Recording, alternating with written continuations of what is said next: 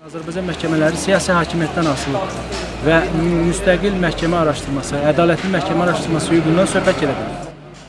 Vəkil Yalçın İmanov 13 noyabrda Ağır Cinayətlər Məhkəməsində Eurovision 2012 mahnı müsabiqəsi ərəfəsində saxlanılan baş redaktor Nicat Əliyev və daha 9 nəfərin işi ilə bağlı prosesin ədalətli aparılmadığını bildirir.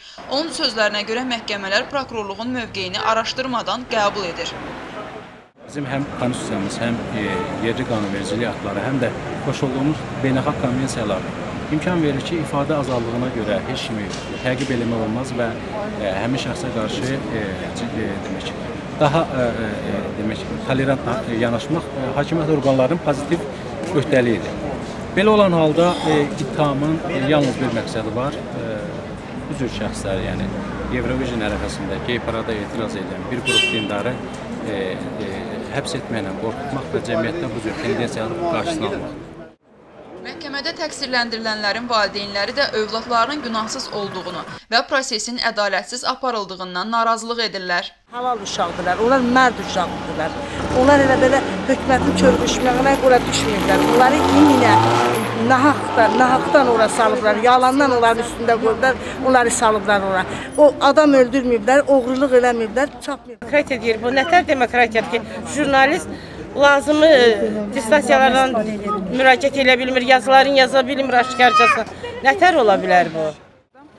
Vəkil Abil Bayramov isə deyir ki, Nicat Əliyev 4 maddə ilə təqsirləndirilsə də, nə ibtidai, nə də məhkəmə istintaqı zamanı onun əleyhinə heç bir sübut aşkarlanmayıb.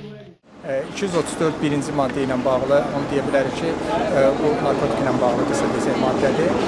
Həmin ittihamın əsasında Nicat Əliyevin özünün ifadəsi durur. Bu ifadə fiziki və psixoloji işgəncələr altında, təzyiq altında alınır.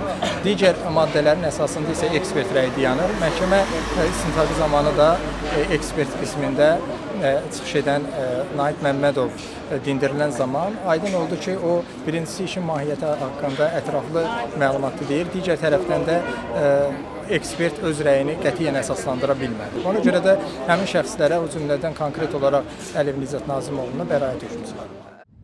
Milli Təhlükəsizlik Nazirliyinin keçirdiyi əməliyyat nəticəsində Eurovision 2012 mahnı müsabiqəsi ərəfəsində Azərbaycanda terrora cəhd ittihamı ilə 40 nəfər həbs edilib. Onların bir neçəsinin məhkəməsi artıq başa çatıb və barələrində hökm elan olunub.